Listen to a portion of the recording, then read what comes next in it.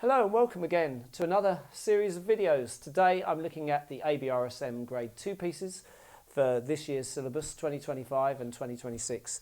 So the A1 piece from the Grade 2 book is called Sparkling Splashes and Smooth Water, and I'm going to play it for you today and then break it down into the usual bite-sized chunks with some tips and hints on how to go about learning it. So I'm starting off with the metronome set at 120. To give me an idea of the recommended tempo. So here we go.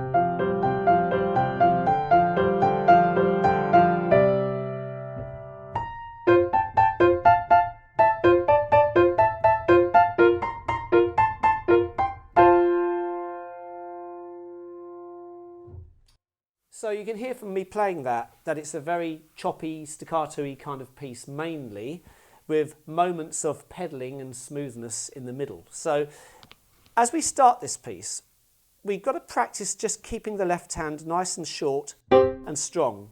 Those accents in the left hand part just mean that we're going to play that very loudly. And the right hand notes, although the whole section there is forte, loud, we don't want this. That sounds too choppy if everything's the same volume. So we want to have the left hand slightly louder than the right hand. Ga, ga, ga, ga. That sound. Ga. You can even practice tapping it on the piano. The left hand being stronger. Ga, ga, ga, ga. That sort of sound. So that's what we've got there. 8/8, by the way, if you're a bit confused by that, it's really the same as 4/4 mathematically. It adds up to 4 crotchet beats in the bar. But the music is very much in groups of 1, 2, 3, 1, 2, 3, 1, 2, 1, 2, 3, 1, 2, 3, 1, 2. So you've just got to get that into your mind. And like I say, you can practice just tapping it for a while. 1, 2, 3, 1, 2, 3, 1, 2, 1, 2, 3, 1, 2, 3, 1, 2. If you're not used to doing those kind of exercises, it might be a good idea. And you don't even need a piano. You can do that on the table or on your knees. That sort of sound. Because you want to develop that as an instinctive rhythm that you're playing. So here we go. We're playing the beginning. I'm even treating the right hand as slightly softer so that I'm getting that contrast. And eventually I can put a little bit more energy into it.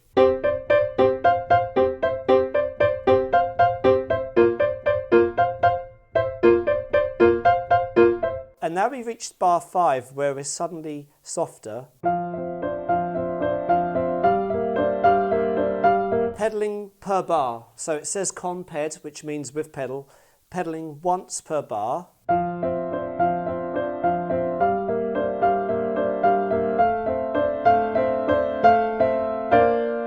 And you'll notice on bar 7 there's a crescendo. We're getting louder and we're slowing down a bit. Poco rit, slightly slowing.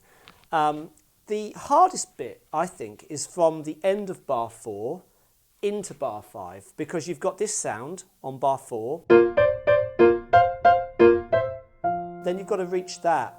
So a good idea would be to practice only playing the first notes of bar 5 softly, but coming from the previous bar loudly. So slow practice. And just practice getting really good at landing there.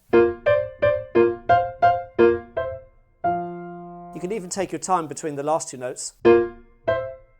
And when you've done that a few times, you're going to find it's going to get easier. Then that sets you up for the next bit. So if I just play that slowly and I carry on.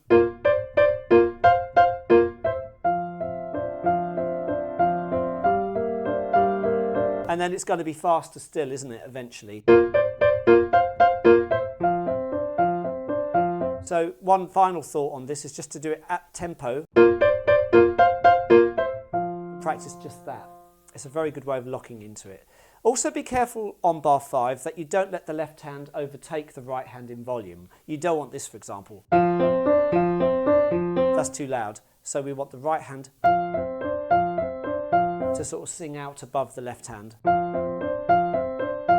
So we can practice that slowly with pedal. So you could almost think of the left hand as quieter than MP and the right hand is slightly more dominant. We now approach bar 9 on the second page and we're back to being loud, forte.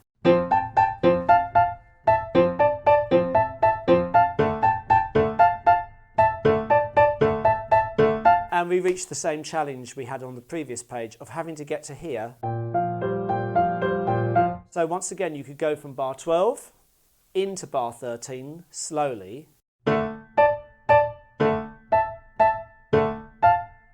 And then just finding the first notes and practicing locking into that. And if you do that a few times, once again, that will start to get easier. You kind of need to look at your hands a bit as you're doing this. So maybe partially memorizing some of these bars will be helpful as well. I'm always saying to my students, it's worth memorizing pieces whenever you can anyway.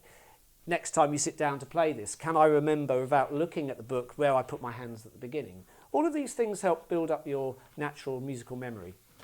And that's when you really know the piece, when you can do it from memory. So we're going from bar 12, just one more time checking that.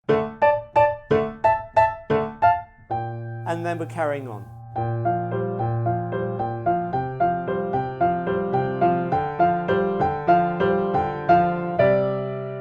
Once again we had that crescendo and the slightly slowing down poco rit. And finally,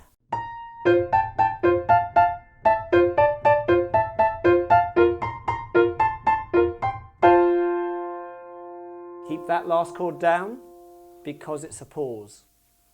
And how long is a pause? Well, it's hard to say, isn't it? But you just hold it and then release. Don't feel like you've got to come off in a hurry. Just hold that last chord, enjoy it, and then come off. Also be careful at the end not to slow down because there is no marker there to tell you to slow down. So it's tempting to go, but you don't need to. You're just going to go. So good luck with that. I hope my thoughts on how to go about learning it are useful to you.